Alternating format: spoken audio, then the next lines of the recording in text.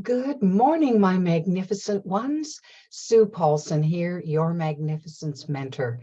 Welcome back to another episode of Tea with Sue. Today here in Canada, it's Remembrance Day, November the 11th. And I wanted to take this particular segment of Tea with Sue to honor our fallen soldiers, as well as soldiers who are still working for us today, and veterans returning from far-flung parts of the world doing tours of duty.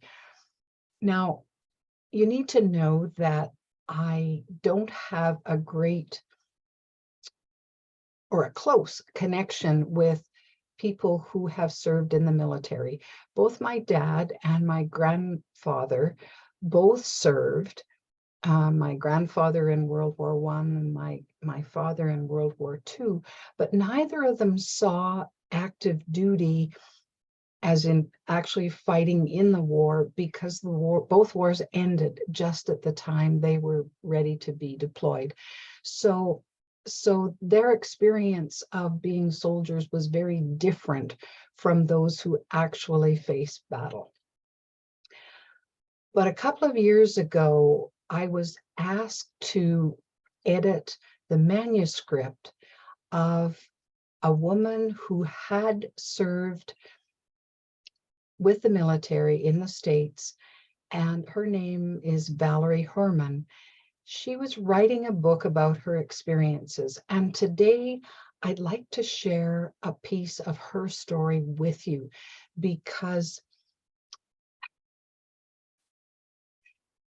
it's a little emotional for me, because she was excuse me, an amazing woman who showcased the beauty of what one person can do. It showcased the resilience of the human spirit and the human heart. So let me just share a little bit about her story, and I'll do my best to get through it as unemotionally as I can, although tears are good, right? So Val, she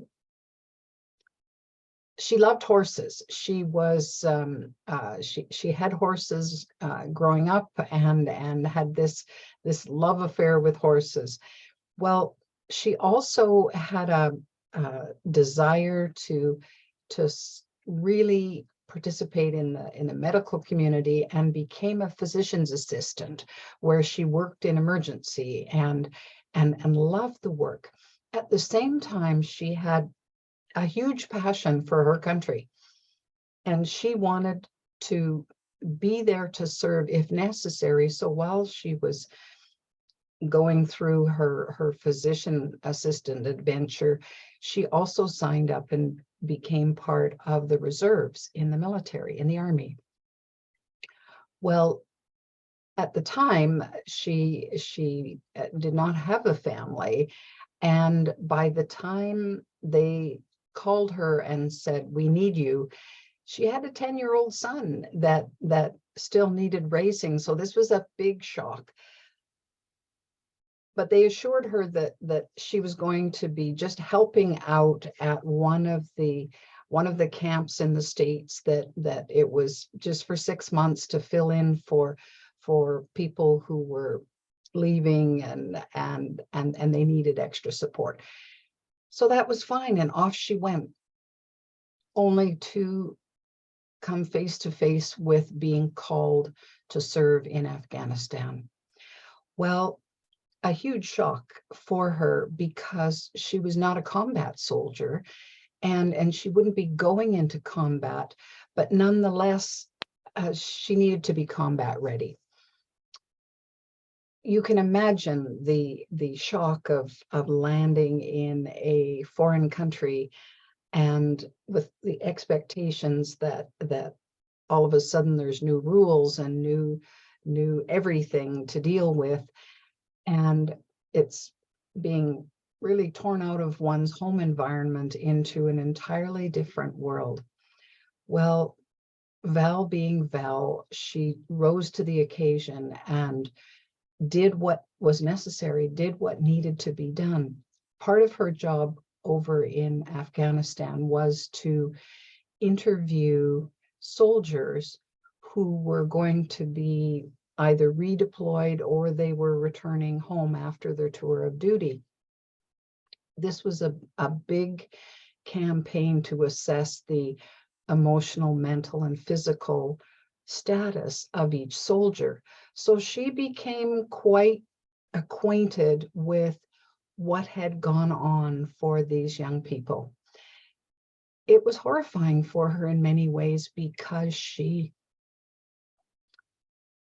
faced through their eyes the horrors of war.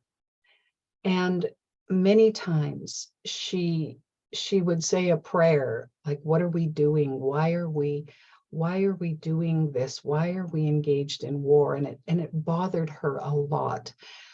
Despite that, she was there to do a job, so she carried on. Now, as part of this process, at one point she noticed that most of the soldiers were really lacking in some of the everyday essentials. A bar of soap became a precious commodity, and a clean towel to have a shower, if there was a shower available. All of these things began to kind of weigh on her, and she wondered if there wasn't some way that she could help, that she could support. So she connected with and collaborated with her teammates on the ground and said, what could we do? They had been knitting comforters and Afghans for distribution throughout, but and that was more a way to pass the time when they weren't on duty than it was really anything else. And then they hit upon this idea that she called Operation American Soldier. She connected with her pastor back home and said, would you be able to rally our congregation to maybe stuff some Christmas stockings full of essentials and maybe some notes of encouragement to help our soldiers feel more connected to home? Because she saw the big disconnect. She saw the loneliness. She saw how hard it was for these young people to be strangers in a strange land doing tough things. So the pastor, they kicked around some ideas. They went back and forth, and Operation American Soldier got started. Well, at first there was a trickle of boxes coming in, and this was in October of 2003 that she posed this idea. Well, as it got closer to Christmas, boxes started trickling in, and she was thrilled with the response. Well, she also connected with her mom and other people in the community. Well, word spread, and all of a sudden the schools got on board, and they started, the kids in the schools started putting together things that they could contribute and writing Christmas cards and notes to the soldiers. Well, pretty soon there was a groundswell of and an outpouring of help from folks back home, people who said, hey, we don't know what else to do, but we can do this. We can do this much. And it was hugely gratifying to Val to have this happen. They had so many boxes to distribute. It was to the point where they had to have their own separate tent with all of the goodies that they got stuffed inside. So it just warmed my heart when I read this piece, and it gave me that sense of, wow, in the face of dire circumstances, how resilient we are as human beings, how the human spirit rises to the occasion despite the bleakness of what can go on. Now, this particular tour of duty for Val took a huge toll on her health. And when she came back to the States, she was not only physically compromised, but her whole being, mental, emotional, spiritual sense was pretty shattered. So they used to call it shell shock in before they knew what happens to soldiers when they come back from a tour of duty. Now, of course, they know it as PTSD, post-traumatic stress disorder. Well, when she came home, she looked for help eventually to say, I need to figure out who I am now, because my old life has just evaporated. I have no job. I don't know who I am anymore. I'm not as well as I could be. And so many things that had meaning before had no meaning anymore. Well, she found help from a support group that worked with veterans. And as she was going through this support group, she began to realize, because some other people had started it, that working with people experiencing PTSD and working with horses for healing had started to prove to be extremely beneficial. So she went back to school. She decided to write her PhD thesis about this and did a bunch of research, and because her goal was to help as many veterans as she could. She saw the suffering. She saw the fact that, unfortunately, many of these veterans were abandoned when they got home. It was, oh, well, as she had been, oh, well, you're done now, so just go back to your life and that's it. And I know there's a saying in the military, no soldier left behind. And I suspect that's true out in the combat zone, that soldiers move heaven and earth to make sure that none of their comrades are left behind. But what happens when they come home? That's what bothers me, because it seems as if the military then says, well, that's old news. You've done your bit, and now it's up to you to figure out what to do next. When in fact, a lot of the experiences that our soldiers go through were at the behest of the powers that be in the military. Well, why are we not looking after our soldiers so that they can regain some semblance of normalcy, some semblance of connection with their families? Because a lot of them come back and nothing's the same. So this was Val's mission, was to right that wrong, because she tried to go to the top brass and get them to understand and get them to, and she didn't get very far. But she thought, well, if we set up these programs, perhaps. Now, sadly, on a flight to Washington in pursuit of this new vision of hers, because she had found meaning in her suffering. She had found a way to transform what had been very, very dire and bleak and unimaginable into a beautiful way of supporting and helping.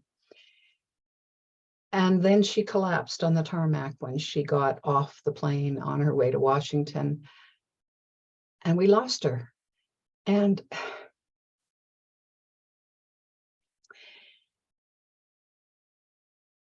but what she left, the legacy that she left, is big, is very, very big.